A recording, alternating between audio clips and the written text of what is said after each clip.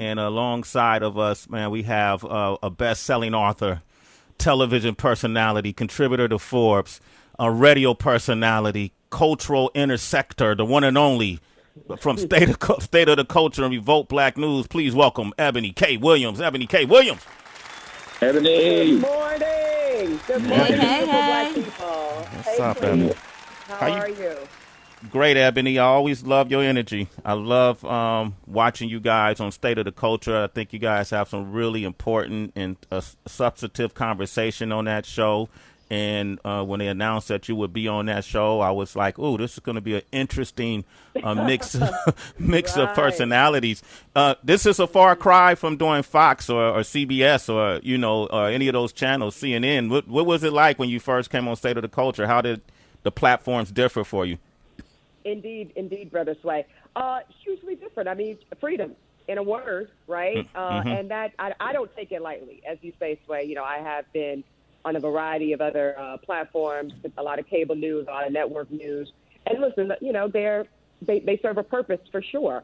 But to be able to join Revolt Television, what Diddy has built, what the team at Revolt Leadership has built, what Joe Budden, creatively put together for State of the Culture, and the voices that Remy and Jinx already occupy, to just be a part, to hold court with these brothers and sisters on everything from entertainment to sports to social justice, right, to government and black culture.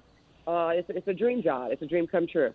Yeah. You know, in normal arenas, when you get a lot of folks who have different opinions on the panel and they go at it, and you start hearing the debating, and it could get really heated, especially on State of the Culture. And I've done a lot of correspondent work in my past. And when you get off air, it's that moment of truth where am I going to communicate with this person? Do we leave it? Are we good? Yeah. How did y'all deal with that initially? Is it a understanding that, look, what we say on this air is what we say, but when we walk off the air, everything's good? Did y'all ever approach that? Yeah, it's the latter for sure. So Joe Budden made it very clear, like when the red light on the camera is on, it's content. Okay, it's a show. We're telling our truth. We're being honest and authentic, but we're professionals doing a job. When that light goes off, we're human beings interacting in relationship with one another.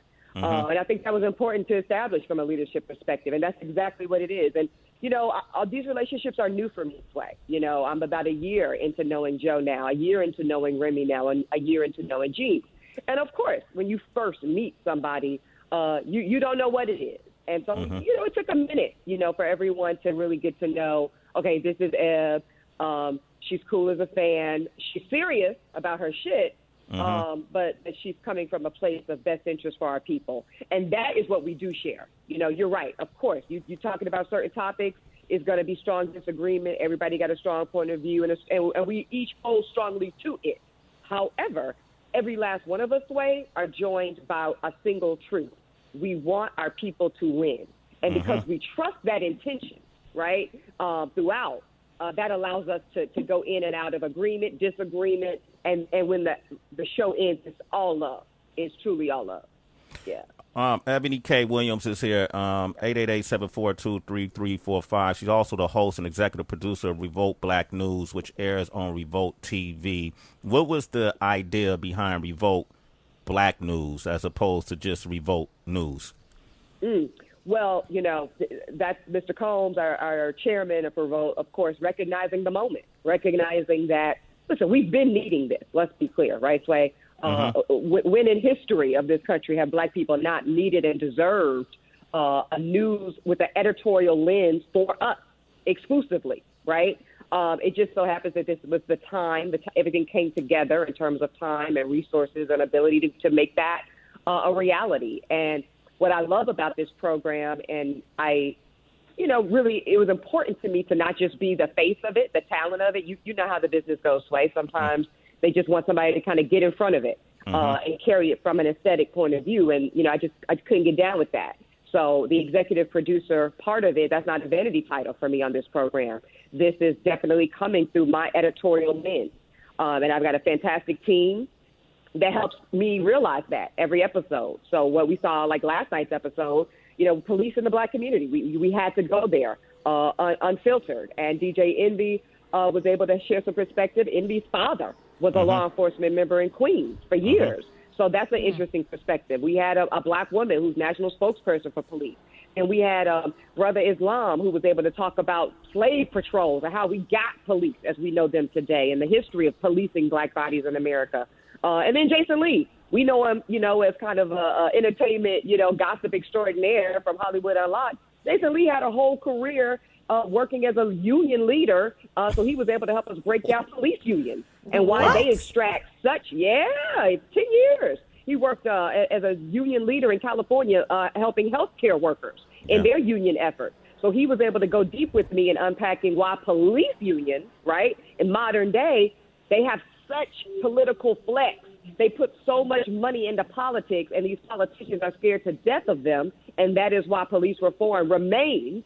And as you heard Brother Mike Muse say, this executive order really ain't shit. Police reform remains. Is that what you said, Mike? A challenge. That part. Ebony's my message translator. Thank you, Ebony. Yeah. I mean, I'm sorry, Mike. I'm just, saying it a little plainer. But yeah, it's nothing enforceable. It's nothing of consequence. Yeah. It ain't shit. So there we go. Ebony K. Williams is on the line, and we're going to open up the phone lines for you, 888-742-3345. That's one of the things I enjoy about you most is that you don't hold back your tongue.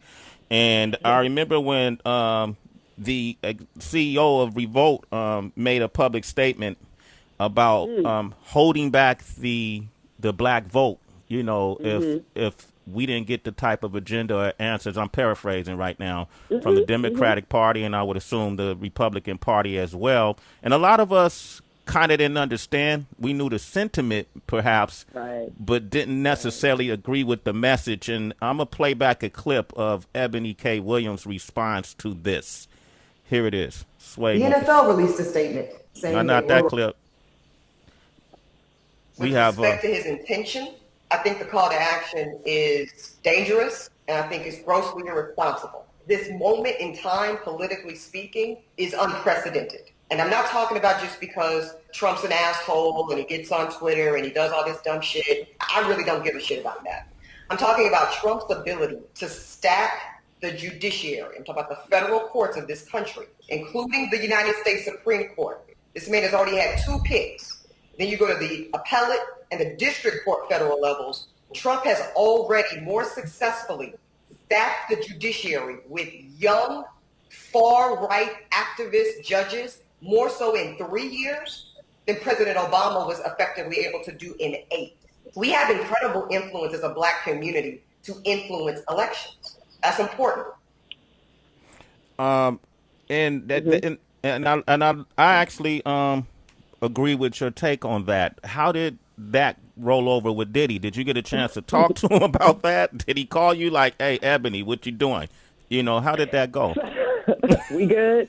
Right. So, no shame in my game. I had a lot of anxiety before that episode. So how it went down was this, production meeting. We get the rundown a couple of days before we tape the show. We're going to address, Puff's comments on hold the black vote. And as soon as I saw it on the rundown, I was like, oh, damn, because I knew what I felt. I knew if I spoke on it, it had to be that way. But I was, of course, anxious. This man ultimately, is chairman of this network and signs these checks and likely will feel a way about me taking such a visceral opposition to his point. So what I did was I reached out to leadership. Just, can I speak with Mr. Combs? Can someone convey a message to Mr. Combs that this is how I'm about to come at this? Because what I did not want, Sway, was for him to be blindsided or in any way feel disrespected on his own network, because that can't happen, right? So I made those overtures. I caught word that Mr. Combs invited me to say my truth the way I needed to say it, and it went down that way. But I ain't going to lie. Even once I did it and I was like, okay, all right. Yeah, okay, y'all saying that. It was, I was like, I don't know. Am I going to get the boot after this? And I really did that calculus. And for me, I decided that if this is the last thing I say on State of the Culture because, it doesn't work out after that, I can live with that.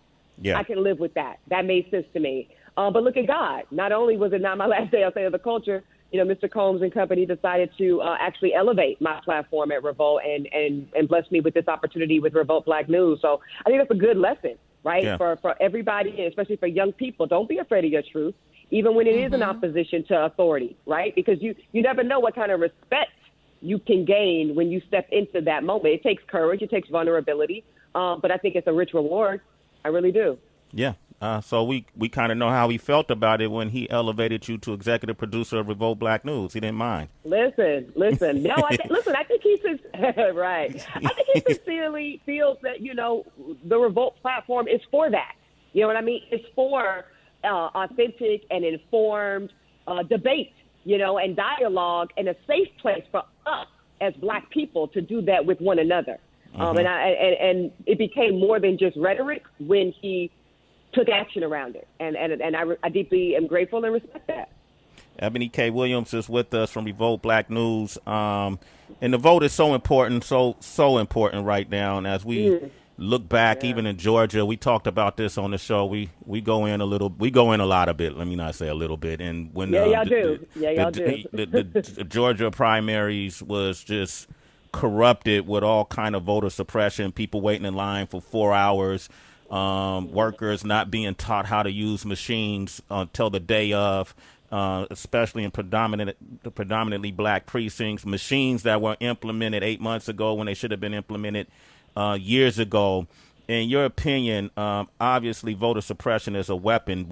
How do we prep for this? How do we counteract this? What are some of the methods we can do to supersede what's happening in voter suppression? Because we got primaries in New York, Kentucky, and we got the national elections coming up in November. What do you see? Well, listen, what we saw in Georgia, Sway, that's classic Brian Kemp, and I've had words with Mr. Kemp. That's what he does. He understands that Black vote means a threat to his ability to suppress and subordinate Black people in Georgia. And it's really, really trifling, too, because he was Secretary of State before he was, quote unquote, elected governor. And that's exactly what Secretary of States do. So, when we go back to Mike Muse's vote quadrant, which is so important, and people really need to get with that, mayors, prosecutors, judges, and that leadership model is important. But secretaries of state, they are actually in charge of the election regulations. So voting machines working and being effective, like you said, making sure voting staff and people that work the polls are trained as to how to make sure that is an efficient process. So when you've got a Secretary of State that's up to no good, that is when voter suppression is able to really reign supreme like it did in Georgia. But to answer your question, Sway, what do we do to get in front of it as we move forward in other primaries and in a general? It's a mindset thing, y'all. Just know most of these folks in this government hierarchy, they thrive on voter ignorance and they vibe on voter apathy and folks not showing up to vote. So know that's already a dynamic at play, and get your mind right. I had brothers and sisters from Georgia texting me like, I'm going to wait in this line 6 hours if that's what it takes.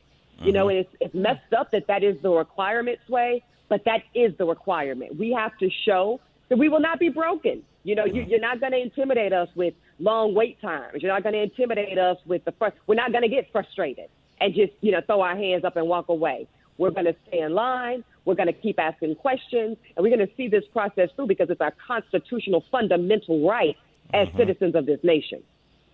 Eboni K. Williams, I'm going to keep repeating, EP of Revolt Black News. You can find her on State of the Culture with my friend Joe Budden, Remy Ma, and Jinx. I want to ask you another question because, Breonna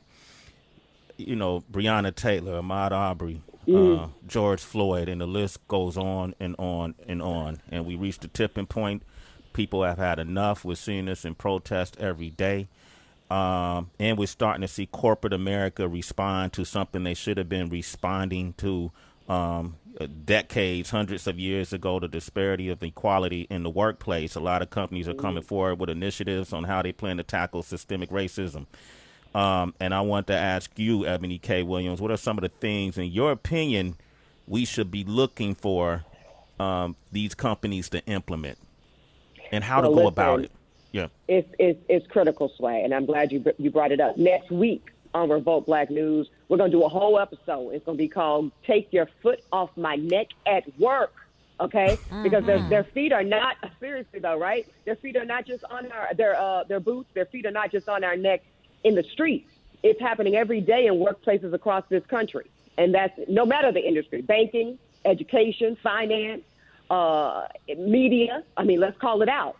So one of the things is Black Lives Matter, and everybody, for the most part, all these mainstream companies and organizations, they all put their screens black last week, right? They all put out their corporate statements about inclusivity and diversity, and thank you much.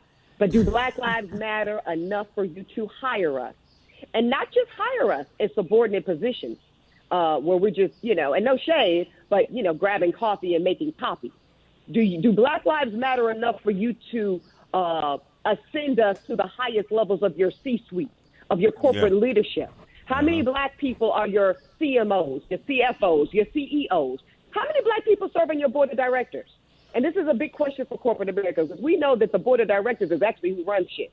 The CEO answers to the board, and I'm learning a lot about this because I serve on the board of directors for a nonprofit here in New York called Safe Horizon, and now I'm seeing how the sausage is made, right? So when we look at the scarcity of Black folks, men and women, that serve on corporate boards in this country, it's no wonder the shit is happening the way it is, Sway. Yeah. So we're going to have a whole episode on that. Stay tuned. Look out for that next week, because that's fundamental. Because Black subordination is not just happening in the streets of America due to police brutality. That is a huge issue. It is not our only issue. When we start talking about economic and political power for Black folks in this country, we have to talk about what is happening in workplaces across this country. We must. We must. Eboni K. Williams is here. Tracy, you want to jump in?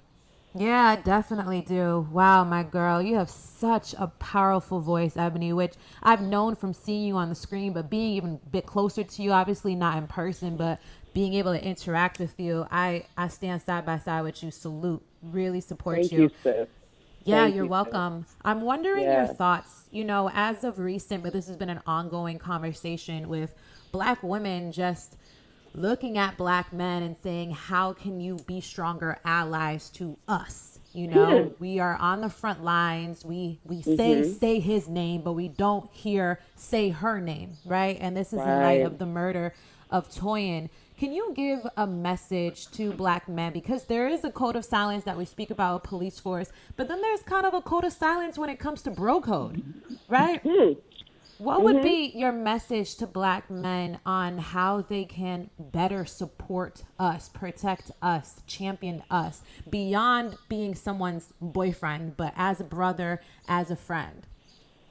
It's so important that you're saying that, Tracy, because I think historically, I'm a nerd, and I'm a student of history. So let's go back. I think the reason that the relationship between Black men and Black women is that way, and I concur with your analysis there, is that historically our brothers have been so marginalized and emasculated and all these horrible things. So Black women naturally show up with a protective posture, right? It is our instinct to protect Black men, our brothers, our sons, our uncles, and our fathers, right? And we will always stand true to that nature of protection. I think Black women just want more reciprocity around that posture. That's all. That would be my ask of our brothers. As you say, you don't have to necessarily be in romantic love with us to know that we need protection too.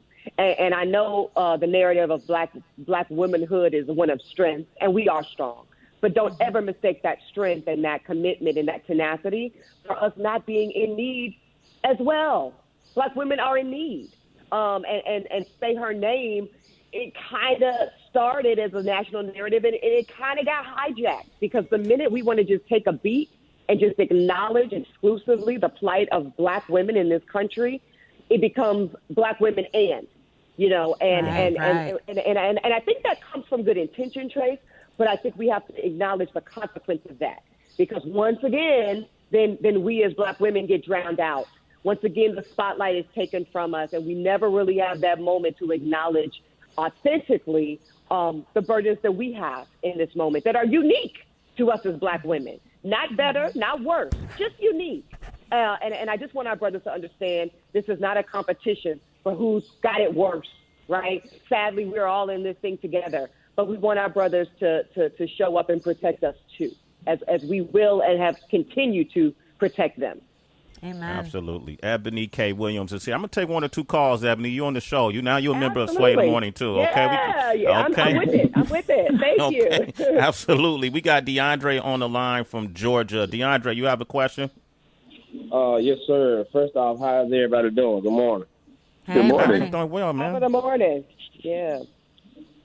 Yeah, so one of the questions I have, because I was having this debate in my neighborhood yesterday, and someone brought up the fact that the president that we have. Now, don't get me wrong.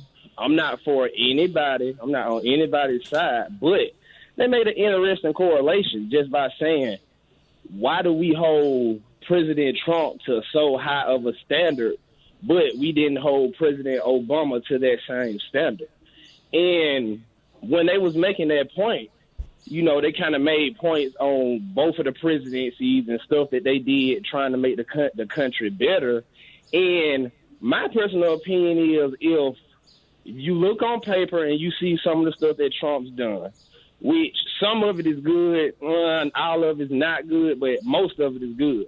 Now, just because of the fact that he doesn't have the terminology of a politician, or he wasn't probably trained on how to speak publicly, we misinterpret a lot of the stuff that he does and says. And I just really just wanted to understand, or get y'all opinion on why is it like that in our community. Okay. Ebony, you want to tackle that? Yeah. I'm going to start on that. So, appreciate the movement of your question and the spirit of where you're going with it. But I would caution you to just look at the paper, right? I think that's the first mistake, is just looking at an individual and assessing their successes for our community, quote, on paper. You got to look at the full person, brother, and you got to look at their history and their background. So when President Trump comes out with an executive order that might look good to some people, I can't forget who this man really is. I can't forget that this man and his father, who had significant real estate holdings throughout the city of New York, and had to be sued many, many, many times because they so aggressively and violently forced black people out of their properties, right? So you got to put context behind this paper you're talking about.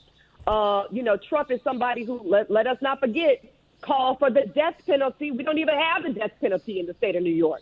This man asked for the execution of 5 black boys. These were children, for God's sake. We now know them as the exonerated 5. So we can't forget that. And he weaponized his whiteness, and he weaponized his wealth, brother, and he weaponized his privilege to execute, to take the lives of these young black boys because he was so viscerally opposed to black male life. And so you have to have all that context, brother, when you speak about and you start assessing the political record of a Donald Trump. All right. Yeah, I understand that. All right. Yeah. Anybody else want to chime in? Yeah, no, to the call, I think Ebony did a fantastic response to that. Ebony, I would just want to get your thoughts on kind of along that same narrative, right? Thank you, DeAndre. You guys. Go ahead, Mike. I apologize. That's okay. When we talk about, the whole narrative of President Trump, there's a narrative out there, and there's a group of individuals out there who believe that President Trump has done more for black people than any other president that is out there.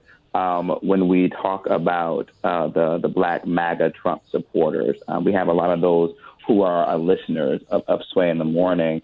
I'll be curious to get your thoughts on that in terms of that response to the black individuals who are part of the MAGA set, right, who have this narrative that, Trump has done more for black people. You talk about the context. What would you say is the context of that? So I like where you were going with that. Yeah, listen, I'm more familiar with the MAGA voter, black and otherwise, than most, thanks to my tenure at Fox News. So I deeply understand that perspective, Mike, and we got to talk about it because until we get to the root of it, it's going to persist. So people look at Obama, and there's a strong critique, right, that President Obama, black as he may be, quote, did not do a lot of specific things for the black community. Now, I think that narrative comes from a few places. Some of it, the critique, I think, is legitimate.